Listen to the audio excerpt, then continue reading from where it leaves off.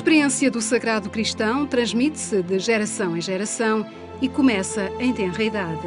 Resulta do trabalho pastoral levado a cabo em cada paróquia, em cada movimento, em cada grupo eclesial. É no seio das 96 paróquias da Diocese que nascem e crescem os cristãos madeirenses numa terra que sempre foi de missão.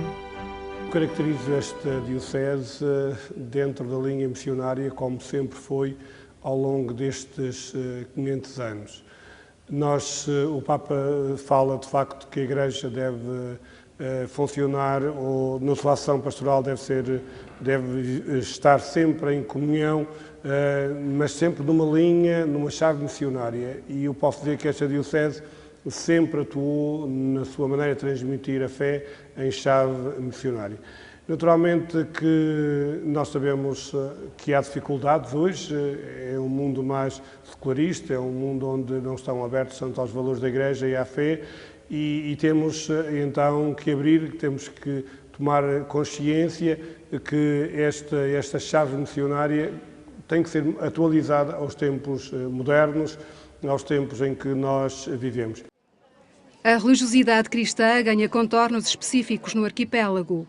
A espiritualidade franciscana, que chegou com os primeiros navegadores, moldou a fé deste povo.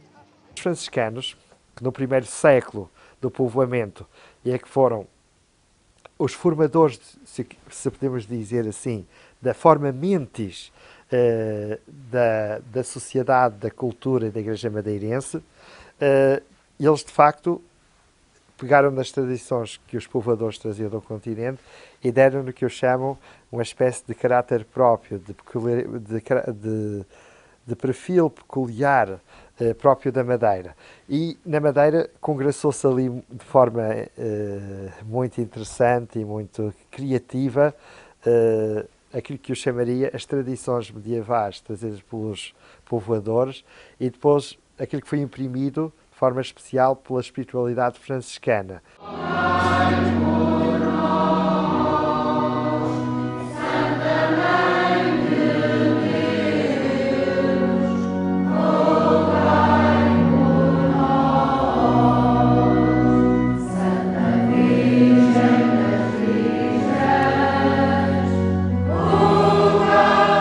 Hoje em dia, antes da missa, canta-se a ladainha, canta-se 2 ou 3 cantos a Nossa Senhora e entra-se na Eucaristia. Então, na Eucaristia, cantam-se alguns cânticos, mas há um cântico que ninguém omite e que ninguém esquece. Virgem do Porto. Virgem do Porto, oh Maria, Senhora da Conceição, e por aí adiante. Tem 3 ou 4 estrofes. Isso toda a gente canta e toca com viola, toca com guitarra, e toca com tambores, e às vezes juntam-se na igreja, já no fim da missa, diversos grupos, para tocar isso.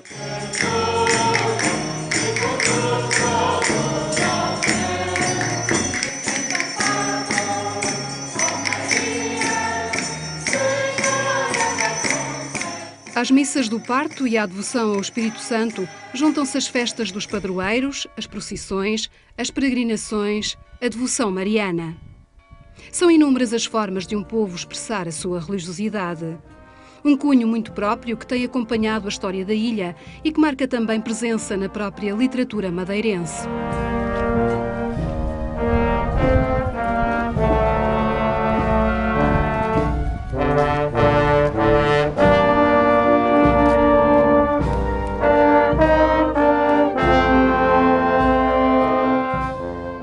No meio do mar, assim um pouco jangada, um pouco perdido, um pouco uma rocha estacionada no meio do mar.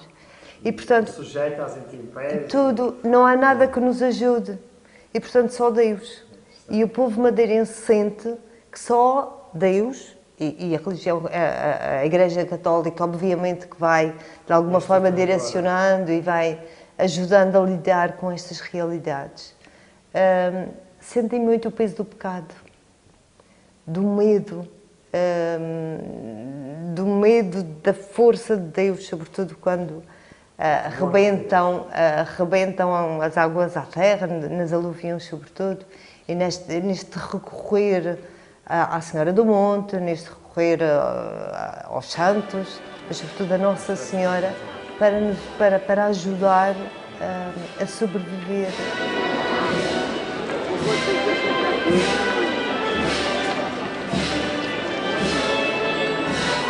Esta devoção começou já nos primórdios da colonização da Madeira. A primeira capela em 1470 havia na zona onde está a igreja atualmente, e nessa capela havia uma devoção à Nossa Senhora da Encarnação. Passados uns anos, então descobriu-se essa imagem. Há uma lenda que conta que a imagem apareceu ao meio do nada, ao meio de vegetação, em que uma criança via Nossa Senhora. No entanto, essa imagem, até aos dias de hoje, constitui uma riqueza muito grande para nós madeirenses, porque no fundo é que toda a expressão de Maria. Então, enquanto que no continente temos Fátima e outros santuários, aqui na Madeira, então, pela nossa própria limitação geográfica, então concentramos toda a nossa devoção e o nosso amor mariano para com Nossa Senhora do Monte. Ao longo dos séculos, a religiosidade foi também construindo a identidade deste povo.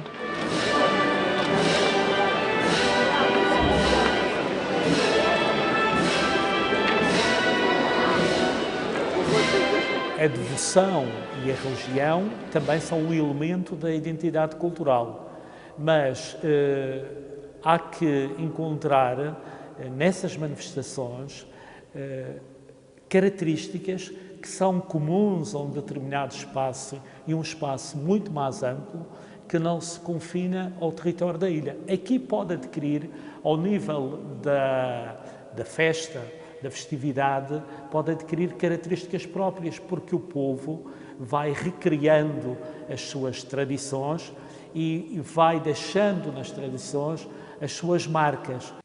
Ao longo dos séculos, a imigração foi uma constante na ilha. Em épocas de maior crise económica, muitos foram os madeirenses obrigados a emigrar. Na bagagem levaram a fé expressa numa religiosidade muito forte. Chegados aos 4 cantos do mundo, a enculturação foi inevitável. A fé serviu para fazer comunidade e para criar identidade na diáspora madeirense.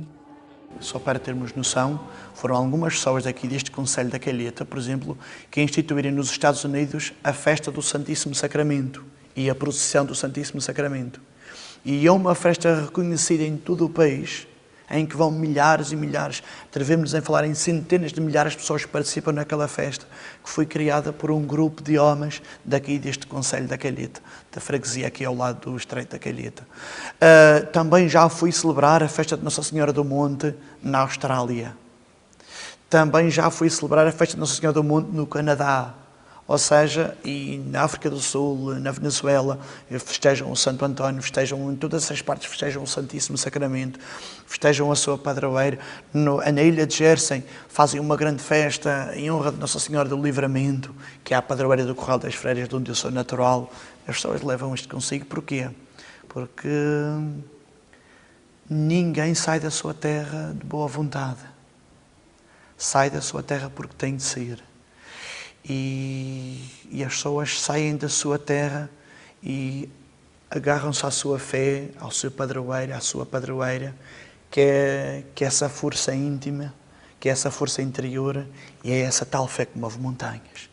Vi coisas admiráveis na América Latina, na Venezuela, na Argentina, onde houve uma imigração portuguesa que já terminou há 40, 50 anos e que nos arredores de Buenos Aires tem mais 30 ou 40 capelas, mas essas capelas fica tudo plano, não se lembra a Fátima. Eles andaram até Bahia Blanca, 7 horas de carro, porque aí já tinham as colinas e fizeram tudo como em Fátima. Vieram à capelinha, contaram as telhas e fizeram a capelinha com o mesmo número de telhas, e para inaugurar aquela capela tinha que ser o bispo português que estava então nessa coisa nas migrações, que era eu. Numa altura em que se celebram 500 anos de história, será que a transmissão da fé, da religiosidade, continua com o mesmo ardor dos séculos passados?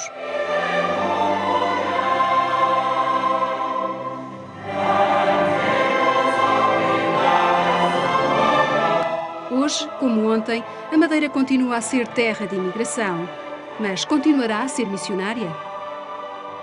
está a sair muita gente, com esta crise está a sair muita gente. Agora eu pergunto, será que eles levam a mesma fé que levaram os nossos antepassados de há 50, 100 anos? Isso também é um outro problema que eu me coloco. Será que eles levam estas raízes? Eu sei que há 100 anos levaram essas raízes, estão espalhadas pelas festas, pela espiritualidade em toda a Europa e em todo o mundo. Mas agora também nós precisamos, nesta gente que sai muitas vezes com a crise e que vai trabalhar para Jersey, para Londres, que também levem esta fé aos nossos irmãos, que é aí que nós estamos a ser missionários. O ciclo das festas populares ou litúrgicas e a proximidade ao ritmo agrícola de muitas freguesias determina a religiosidade dos madeirenses. São essas marcas que transportam pelos diferentes locais de destino da imigração. Costumo dizer que as pessoas deste meio orientam-se por dois ritmos. Um primeiro é o litúrgico. Toda a nossa vivência, não só espiritual como até mesmo social, está em torno das festividades, nomeadamente o Natal, a Páscoa, as visitas do Espírito Santo, as grandes festas do verão, à maneira do norte de Portugal, e da própria natureza, que, como sabemos, e que a vida agrícola também é quem determina um pouco o ritmo da vida das pessoas desta terra, deste meio. Marcas da religiosidade dos madeirenses a determinar a identidade de mulheres e homens que permanecem ou que saíram do arquipélago. É também por essas marcas que se descobre a história dos 500 anos da Diocese do Funchal.